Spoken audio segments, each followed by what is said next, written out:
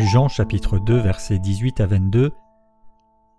Les Juifs prenant la parole lui dirent « Quel miracle nous montres-tu pour agir de la sorte ?» Jésus leur répondit « Détruisez ce temple et en 3 jours je le relèverai. » Les Juifs dirent « Il a fallu 46 ans pour bâtir ce temple et toi en 3 jours tu le relèveras. » Mais il parlait du temple de son corps. C'est pourquoi lorsqu'il fut ressuscité des morts, ses disciples se souvinrent qu'il avait dit cela et ils crurent à l'écriture et à la parole que Jésus avait dite.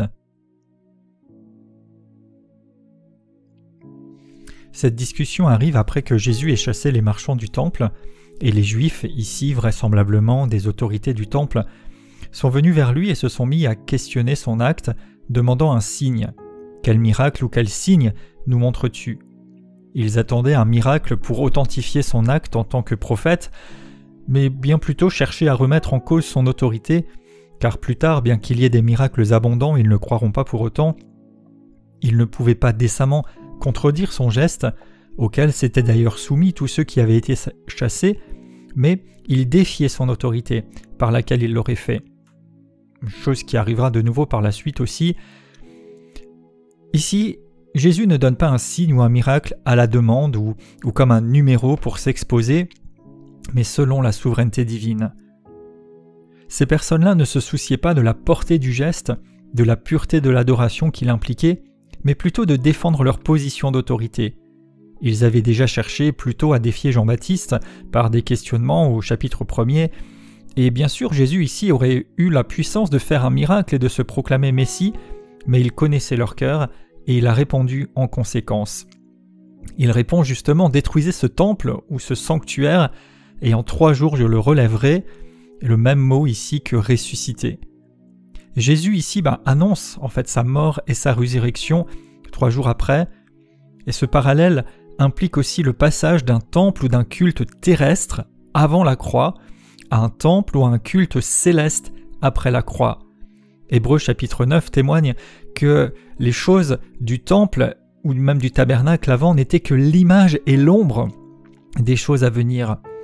Jésus allait inaugurer un passage du temple comme bâtiment matériel au temple spirituel qu'il inaugure lui-même, ce lieu où s'approcher de Dieu, être dans sa présence. Et c'est Jésus lui-même qui allait prendre désormais la position centrale et il le prophétise, puisqu'après l'œuvre rédemptrice par sa mort et sa résurrection et son ascension auprès du Père, il est lui-même souverain sacrificateur dans son temple. Et puis en réponse aux Juifs, il leur dit « Détruisez ce temple, en 3 jours je le ressusciterai, voici le miracle que vous aurez. » Donc d'une certaine manière, il leur donne un miracle, pas tout de suite, mais la résurrection sera ce miracle, qui montrera son autorité, sa supériorité, sa toute-puissance en tant que fils de Dieu. Eux bien sûr n'ont pas compris, donc ils ne pensaient qu'au temple matériel en disant « mais il a fallu 46 ans pour le bâtir et toi tu voudrais le relever ?» Mais Jésus, lui, parlait à un autre niveau, à un niveau spirituel. C'est en Jésus que toute la plénitude de la divinité habitait, nous dit l'Écriture. Il est annoncé comme Emmanuel, Dieu avec nous. Et donc la rencontre ou la communion avec Dieu ne se ferait plus dès lors par le temple matériel de pierre, mais par Christ lui-même. D'ailleurs, il est dit juste après que lorsqu'il fut ressuscité des morts, ses disciples se souvinrent qu'il avait dit cela et ils crurent à l'Écriture et à la parole de Jésus. Donc les auditeurs immédiats n'ont pas compris ce qu'il annonçait. D'ailleurs, plus tard, on l'accusera en prétendant qu'il aurait dit vouloir détruire lui-même le temple littéralement. Mais au moment venu, les disciples vont comprendre et alors croire pleinement dans les prophéties sur sa mort et sa résurrection, donc l'Écriture, et aussi à ce que Jésus avait dit. Donc ils n'ont pas tout de suite compris non plus, mais ils ont gardé sa parole dans leur cœur avec confiance et plus tard, ils l'ont comprise. Donc la foi en Jésus et dans sa parole vont ensemble et s'éclairent l'une l'autre. La parole, les écrits, nous amènent à connaître davantage Jésus et la communion avec Jésus nous conduit à aimer la parole et à la comprendre avec l'avantage en plus qu'il ait envoyé son esprit pour nous éclairer. Quand nous sommes amenés à initier des réformes, des changements, collectivement, mais déjà en soi-même par obéissance à Christ, eh bien il peut y avoir des oppositions et des remises en question. Mais c'est l'autorité de Christ en nous et notre statut d'enfant de Dieu, ainsi que l'enracinement dans la parole de Dieu et la soumission à la direction de l'Esprit qui nous permet de tenir ferme dans nos engagements, dans notre message, même si d'autres le défient, en se demandant ou en nous demandant par quelle autorité nous le faisons ou peut-être pour qui nous nous prenons. Les miracles, les signes ne sont pas donnés non plus juste pour distraire ou pour s'accréditer. Jésus aurait pu en user, mais il s'agit de la puissance de Dieu qui doit glorifier Jésus-Christ seul. D'ailleurs, être utilisé par Dieu pour un croyant n'est absolument pas un gage de maturité spirituelle, en témoignent les écrits de Paul aux Corinthiens, entre autres.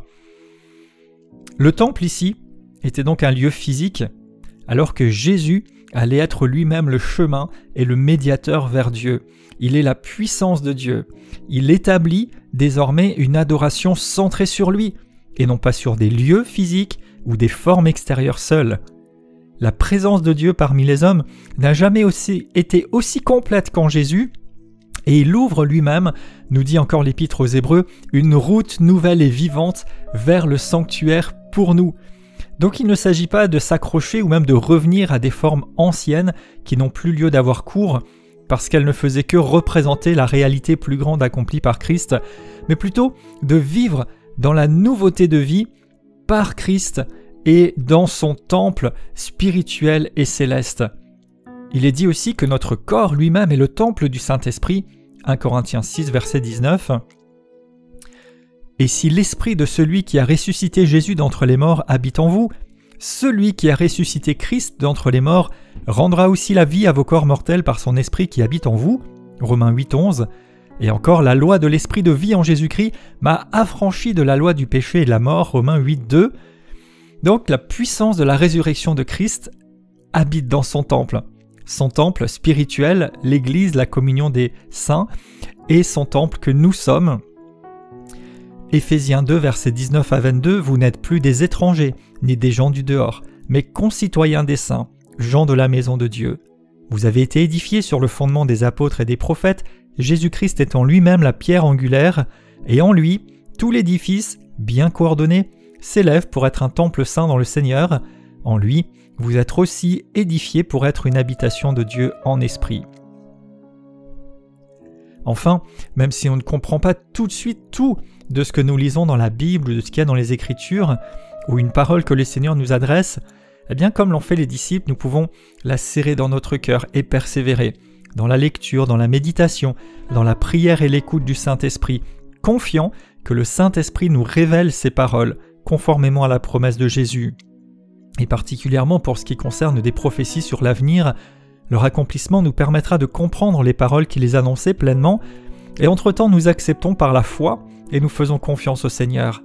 Donc que sa parole demeure en nous abondamment, et elle nous donne le fondement pour tout ce qui est vécu. Donc passer d'un temple, d'une forme, du matériel, du physique, à une réalité spirituelle centrée sur Christ. Je crois dans la résurrection de Jésus. Je ne me laisse pas intimider par des concepts ou des comportements religieux qui demanderaient des comptes de ma consécration à Dieu. Je suis soumis à Dieu.